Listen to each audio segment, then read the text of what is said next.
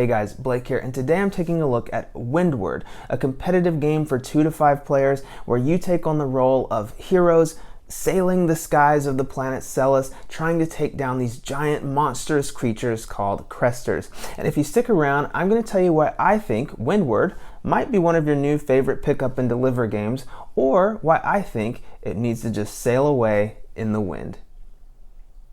So in this world, you are essentially a space pirate who is traveling the planet trying to take down these giant cresters to gain both infamy and the resources that they provide. Because on this planet, these cresters are filled with this gas that is used to power our ships as well as power really everything in this world. The game will take place over several rounds, and on a player's turn, they can either take a turn at port, where they will take some sort of defensive actions, or they can take a turn at sky, where they will travel the skies trying to collect the gas that's out on the map or take down the cresters. One of the main components or features of this game is the wind. And so because we are sailing in these ships up in the skies, the direction the wind is blowing is going to affect our movement. In general, your ship gets 4 movement points. So moving around each space would cost you a movement. But if you move in the direction of the wind, that costs you nothing. Additionally, you can never move against the wind. And so planning your movement based on the direction of the wind is essential. But back to a player's turn. So on a player's turn, they have 2 workers that they can assign to do different things. So while you're at port, that's sort of your rest or defensive action. You can spend one of your 2 actions to take supply cards. You can increase your morale, which is important to prevent your ship from crashing and losing potential points that you had.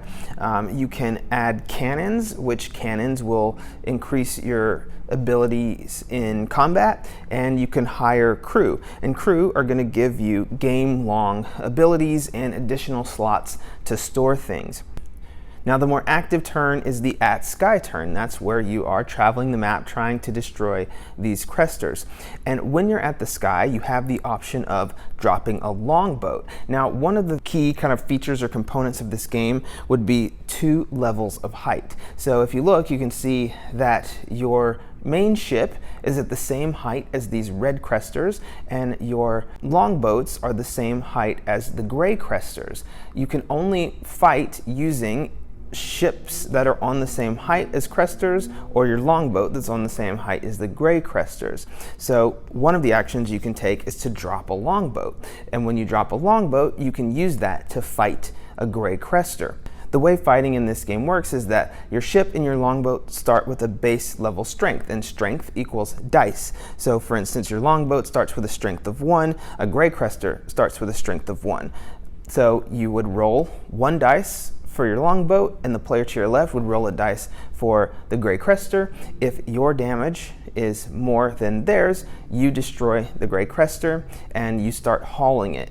Fighting red cresters is very similar, except you would use your main ship to fight. You can modify your strength in a variety of ways, from spending cannons to gain more strength to playing cards. You also have the ability, not surprisingly, to attack other players. So if you enter a hex with another player, you are now attacking them, and it is now a battle of strengths and cannons, and you're rolling dice, they roll dice. You can play any cards to increase your strength, they can play any cards to increase their strength, and ultimately whoever wins that wins the battle. I really like the complexity of this game. I feel like it's a good sweet spot. It's complex enough to keep people who play board games entertained, but it's not too complex that people who don't play board games usually can't get into it. Like, it's a good balance of both. Normally I don't like games with combat, and when I first saw this I was thinking, oh no, it's Scythe all over again.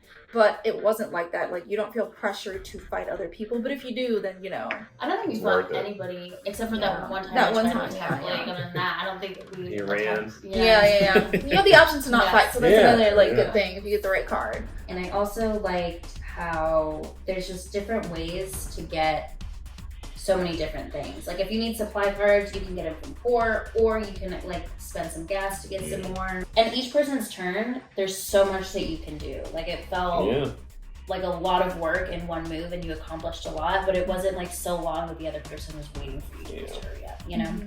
I really enjoyed the different ways you could score notoriety, which is points in this game. I really enjoyed that. And the ratio of complexity to the length of the game. You have 2 actions, but you get a lot done. Yeah, you get a lot done. You can move your boat, you can do your actions, you can do your cards. There's just a lot to do, so. The rules in general, the rule book was kind of, you had to bounce from one spot to the other to get the answer to a single question. And then they have the little quick reference cards, but even here it's a little convoluted. You don't really know. It tells you about the battles and attacking versus defending, but there's several different attack situations. Like you could be attacking an aggressor, you could be attacking another person. I would give this game a 7 out of 10. 7 out of 10. I'm gonna give it an 8 out of 10. Yeah, I liked it. I'd buy it.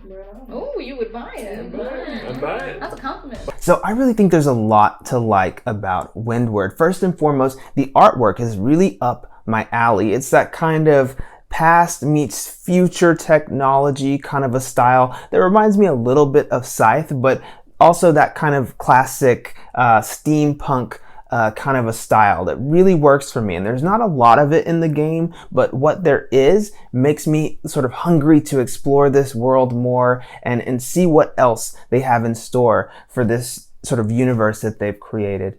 Windward is the kind of game that looks like a very medium heavy game when it's on the table. It's got these components that are really nice, but what it really boils down to is a pretty simple pick up and deliver game with a little bit of dice combat, but with a fair amount of mitigation through your cards or your cannons. And I think this is a game that is sort of a gateway for heavier pick up and deliver, heavier ship combat style games.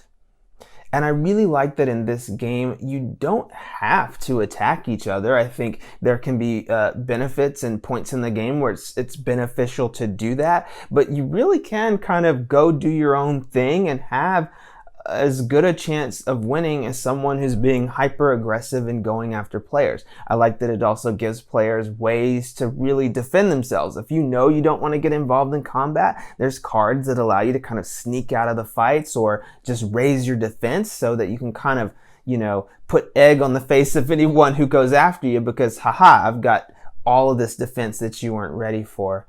I do think there can be some analysis paralysis because I wouldn't say there's math involved, but when you're calculating how many steps can I go and I need to do this and that, you can have turns where you're kind of slowed down or waiting for players.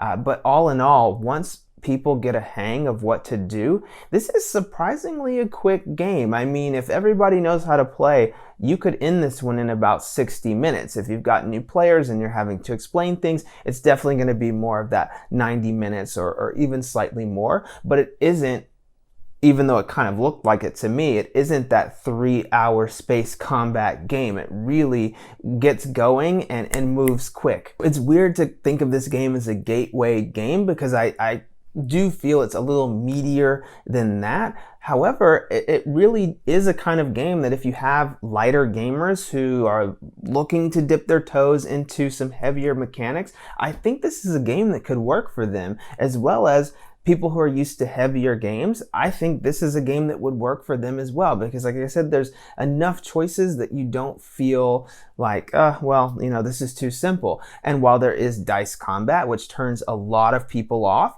you can really mitigate that by building up your cannons, building up your crew, and, you know, going after the cards that are going to really help you succeed in the battles. So the negative, my main negative is the rulebook, the rulebook, the rulebook. This was, if you couldn't tell by my, you know, kind of half-hearted explanation of the game, this game is surprisingly difficult to teach and surprisingly difficult to explain. I felt like there were multiple times during this game I had to look things up, and oftentimes couldn't find an answer in the rule book, and that's a major problem. I'm someone, when I teach games, I like to be as knowledgeable as possible as I can. I read through the rule book once, I watched how it's played, and still there were questions that came up that I just didn't have the answer to, and the rule book didn't have the answer to. So I think that unfortunately it really slowed our experience down, because there were several times where players had to pause to take their turn because they were looking for an answer to something and were flipping through the rule book and not finding it, and eventually just kind of house ruling it. I almost wish there was one or two other ways to also gain victory points in this game. While it makes sense that, you know, you're getting the most victory points by going out and taking down these cresters, which, side note, it's kind of interesting that, you know, I guess it's okay to harpoon whales when they're imaginary sky whales, but I found that kind of interesting. But I digress. I wish there were a few other ways to gain victory points in this, other than just attacking the cresters, but for what it is, not that much of a problem. So in conclusion, I have to say Windward was a surprise for me, but also not a surprise. But just based on the artwork alone, I really thought this was a game I was going to enjoy. Based on the gameplay mechanics, I haven't always had a huge love for pick up and deliver. I also am not a huge fan of, you know, player versus player space combat kind of games, but this game did it in a way that I really enjoyed both aspects of it. There's also a cooperative mode and a solo mode, which, to be fair, I have not tried, because I do think that the meat and potatoes of the game is the sort of free-for-all mode of it, but I like that there's more options, so you can play cooperatively or you can give it a whirl solo. And I think this is a game that I really look forward to getting on the table again, and as you saw, most of the people I played it with would be happy to play it again. I think there's definitely some clunkiness with the rule book. There's definitely some scenarios that can come up that are going to slow down the game for you. But I think if you're looking for a pick up and deliver game, if you're looking for some light combat, Windward could be a game that you might want to add to your shelves. I think it falls in that really interesting place of not being a heavy game, but also not being a very light game. So if you're exploring adding more or new games to your collection, new mechanics to your collection, I highly suggest Windward. I had a really good time with this, and I can't wait to get it to the table again. So those are my thoughts on Windward. If you like pick up and deliver games, tell me your favorite one in the comments below, or if you've tried Windward, tell me where that falls in your collection, what you'd rate it. But until next time, thanks for watching. I'll see you later.